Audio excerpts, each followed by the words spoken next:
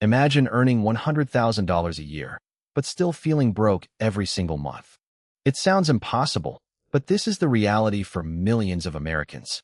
The biggest problem isn't how much people earn. It's what happens after the money reaches their bank account. Today, you'll discover why good salaries don't always create wealthy people. And by the end, you'll know how the wealthy play a completely different game. Let's start with one surprising fact. Many doctors, lawyers, engineers, and software developers still struggle financially. Some earn over six figures. Yet somehow, they still worry about money every month. So where does all the money go? Let's follow one fictional person named Alex. Alex earns $120,000 every year. That sounds like a lot of money. But after taxes, his paycheck instantly becomes much smaller. Then comes the mortgage or rent. Next comes the car payment, insurance, utilities, groceries, streaming subscriptions, credit card bills. Alex checks his bank app with growing concern. There's almost nothing left before the next paycheck arrives. Here's where the real problem begins. When most people get a raise, they don't increase their savings, they increase their spending. This habit has a name: lifestyle inflation, and it's one of the biggest reasons high-income earners never become wealthy. Think about your own life. Have you ever promised yourself that once you earn more money, you'd finally start saving? But somehow, that extra money disappeared before the end of the month. At first, the upgrades feel completely reasonable. A nicer apartment, a newer phone, a better car, or eating out a little more often. None of these purchases seem dangerous on their own. The problem isn't buying one expensive thing. The problem is buying dozens of small upgrades that quietly become permanent monthly expenses. Together, they slowly consume every raise you receive. Imagine getting a £10,000 raise. Instead of investing it, you move into a more expensive home, finance a nicer car, and upgrade your lifestyle. Within months, you're earning more than ever, but saving exactly the same as before. This is why income alone doesn't create wealth. Wealth is built by keeping the gap between what you earn and what you spend. The bigger that gap becomes, the faster your financial future improves. Many millionaires don't look rich at all. They often drive reliable cars, live below their means, and quietly invest the money that other people spend trying to look successful. Meanwhile, social media constantly tells us to upgrade everything. Better clothes, better holidays, better gadgets, better houses. It quietly convinces us that our current life is never enough.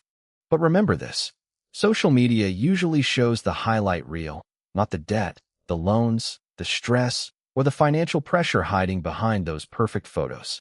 Successful people don't buy things simply because they can afford the monthly payment. They ask a different question: will this purchase help me build wealth or quietly destroy it? Here's a simple challenge. The next time your salary increases, pretend the raise never happened. Continue living exactly as before and automatically invest the extra money every single month. Most people never notice lifestyle inflation because it happens slowly. One upgrade this month, another next month, a few more the following year. Eventually, the new lifestyle feels completely normal. This is exactly how people earning £50,000 and people earning £150,000 can both feel equally broke. Their incomes are different, but their spending rises to match it. So if earning more money isn't enough, what actually keeps people trapped? The next reason is even more dangerous because most people don't even realize it's happening. It's something almost every American uses every single day. It makes buying things feel painless, but quietly steals tomorrow's income before tomorrow even arrives. Let's talk about credit cards. Credit cards aren't evil. In fact, when used correctly, they can be incredibly useful. The real danger begins when they convince you to spend money that you haven't actually earned yet. Imagine walking into a shop with only £50 in your pocket. Naturally, you'd be careful about what you buy. But with a credit card, that limit suddenly disappears, making expensive purchases feel almost effortless. This is called the pain of paying. Research shows that people often spend more when using cards because handing over plastic simply doesn't feel as painful as handing over real cash. Every swipe feels small. A coffee today, a takeaway tomorrow, new headphones next week. Individually, they don't seem like major decisions. Together, they quietly become a financial avalanche. Now imagine this happening every month. Instead of paying for today's lifestyle with today's income, You're slowly paying for yesterday's lifestyle with tomorrow's salary. This is exactly why so many people feel trapped. They aren't working for themselves anymore. They're working to pay for decisions they made months ago. Minimum payments make the problem even worse. They create the illusion that everything is under control, while interest quietly keeps the debt alive month after month. It's a little like trying to empty a swimming pool using a teaspoon, while someone keeps turning the tap back on. You're making progress, but far too slowly. The banks understand something that many people don't. Time works in their favor. The longer debt remains unpaid, the more money interest quietly collects. Here's something surprising. Many wealthy people also use credit cards every single day, but they use them completely differently. To them, a credit card isn't borrowed money. It's simply a payment tool. Every purchase is already covered by cash sitting safely in their bank account. They enjoy the convenience, the fraud protection, and sometimes even the rewards, but they never allow interest to enter the equation. The difference isn't the card itself. It's the behavior behind it. One person buys first and worries later. The other plans first and spends second. The wealthiest people understand a simple rule. If they can't afford to pay the full balance today, they simply don't buy it today. But credit cards aren't the biggest financial trap. There's another invisible force that quietly steals thousands of pounds over a lifetime, and almost everyone ignores it. It's called inflation. Most people think inflation simply means prices are going up. But inflation is much more personal than that. It's the silent force that slowly reduces the buying power of every pound or dollar you earn. Imagine walking into your favorite supermarket with 100 pounds. Last year, that amount filled your shopping trolley. Today, the very same 100-pound buys noticeably less, even though you're spending exactly the same amount. Nothing about your money changed overnight. Instead, the prices quietly climbed higher while your money stayed exactly where it was. Without noticing, your purchasing power became weaker. Think of inflation like a tiny leak in a water bottle. One small drop doesn't seem important. But if the leak continues every single day, eventually the bottle becomes almost empty. The same thing happens to money sitting idle. If it stays in a place where it doesn't grow, inflation slowly eats away at its real value year after year. This doesn't mean saving money is a bad idea. Emergency savings are incredibly important. But keeping all of your long-term wealth sitting in cash can become surprisingly expensive over time. Here's the important difference. Savings protect you from emergencies. Investments help protect you from inflation. Both have different jobs, and both are essential for financial security. Imagine planting two seeds. One stays locked inside a drawer forever. The other is planted in healthy soil and watered consistently. Years later, only one has grown into something valuable. Money works in a very similar way. Cash stored forever stays almost exactly the same. Money invested wisely has the opportunity to grow alongside businesses and the economy. This is one of the biggest mindset differences between wealthy people and everyone else. They don't simply work for money. They gradually teach their money to start working for them. At first, the progress feels slow. You may only earn a small amount. But over time, those small gains begin producing gains of their own. That's when real momentum starts building. Most people underestimate what small, consistent actions can accomplish over 10 or 20 years. They focus on today's results and completely ignore tomorrow's possibilities. Unfortunately, many people delay investing because they believe they need thousands of pounds to begin. That's simply not true. The most valuable investment isn't your first large deposit. It's your first habit. The earlier you begin, the more valuable time becomes. Starting early gives your money the one advantage that no one can ever buy later: more years to grow. But even people who understand inflation still make one huge mistake. They spend almost every hour working for active income while completely ignoring passive income. And that changes everything. Almost everyone starts by earning active income. That simply means you trade your time for money. When you're working, you get paid. When you stop working, the income usually stops too. There's absolutely nothing wrong with active income. Every successful person starts somewhere. The problem begins when active income becomes your only source of money for your entire life. Imagine owning a small vending machine. Even while you're sleeping, people continue buying drinks. The machine keeps earning because the asset is doing the work, not you. Now imagine owning several investments, businesses, or rental properties. Instead of relying on one paycheck, You slowly build multiple streams of income working together. Think of it like building a team. Every investment becomes another employee working for you 24 hours a day, 7 days a week, without asking for a holiday. At first, you may only have one small worker. That's perfectly normal. The goal isn't to become rich overnight. The goal is to slowly build an army of income-producing assets. Unfortunately, many people do the opposite. Every time they earn more money, they buy more liabilities instead of more assets. That's a decision that quietly delays wealth for years. An asset is something that has the potential to put money into your pocket over time. A liability is something that regularly takes money out of your pocket to own or maintain. That doesn't mean every nice thing is bad. Buying a dream car isn't automatically a mistake.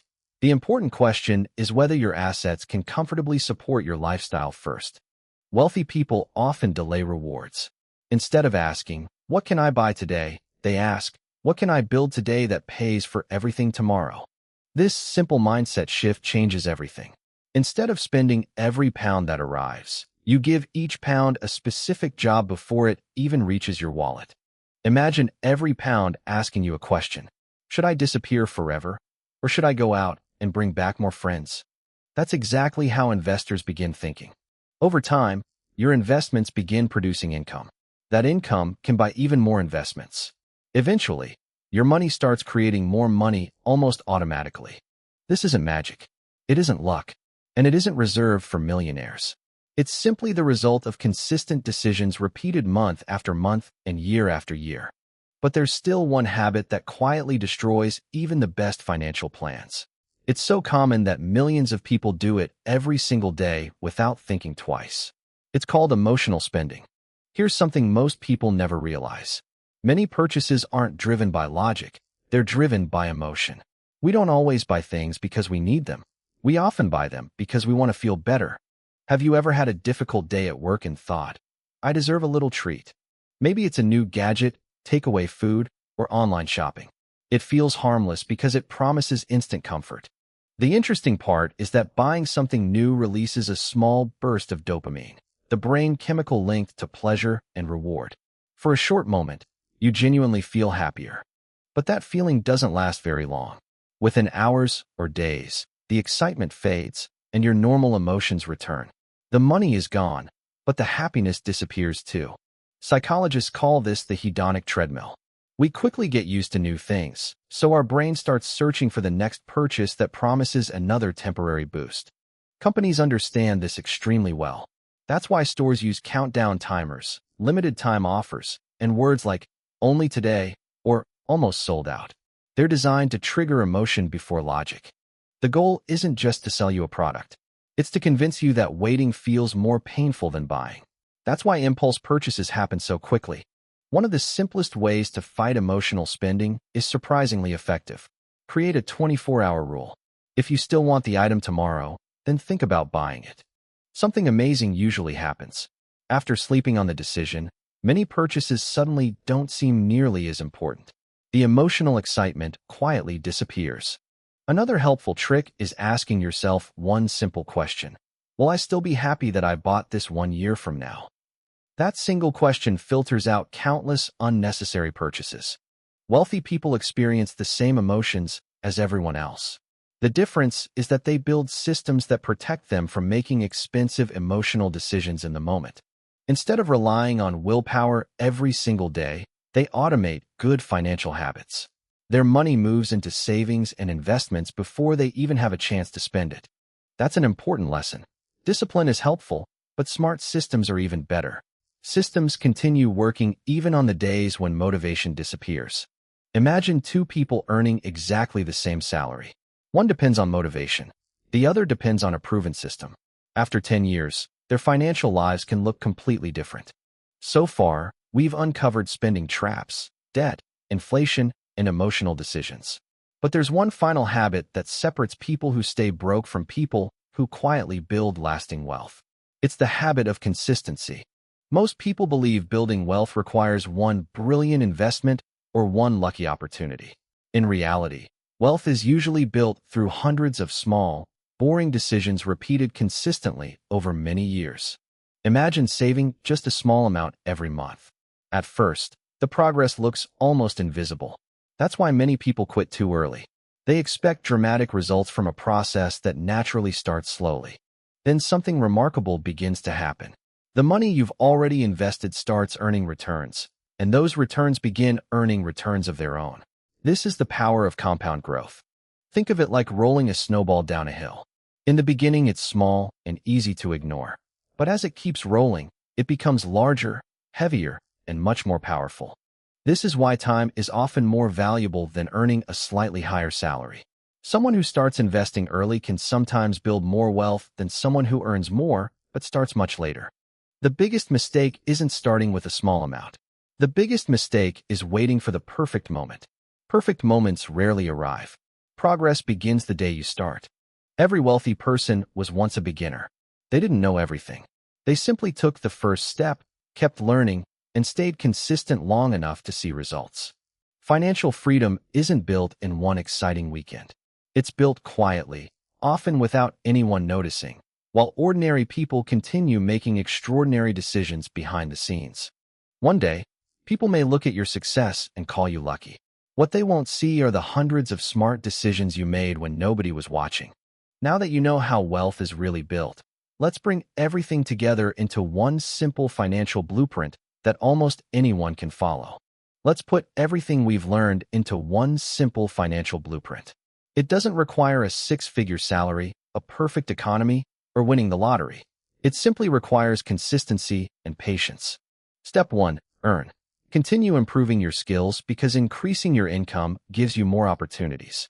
But remember, earning more money alone will never solve poor financial habits. Step 2. Spend less than you earn. This is the foundation of every successful financial plan. Without this gap, there is nothing left to build wealth with. Step 3. Invest consistently. Don't wait for the perfect market or the perfect time. Small investments made regularly are usually far more powerful than waiting years to make one large investment. Step 4. Avoid unnecessary debt. Use credit as a tool, not as permission to spend money you haven't earned yet.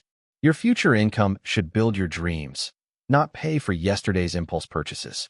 And finally, Step 5. Repeat. Wealth isn't created by one brilliant decision. It's created by repeating good decisions thousands of times, even when they seem small. Remember Alex from the beginning of this video? He didn't become wealthy because he suddenly earned millions. He became wealthier because he changed the way he managed every pound he earned. And that's the biggest lesson of all. Staying broke is rarely caused by one big mistake. It's usually the result of hundreds of small financial decisions repeated over many years. The good news? The opposite is also true. You don't need to change your entire life today. Just choose one habit from this video and begin. Your future self will thank you for every small decision you make starting now. If you enjoyed this video and learned something valuable, subscribe for more simple finance lessons that can help you build long-term wealth, one step at a time. And remember, the best day to start building your future was yesterday. The second best day is today. Thank you for watching, and I'll see you in the next video.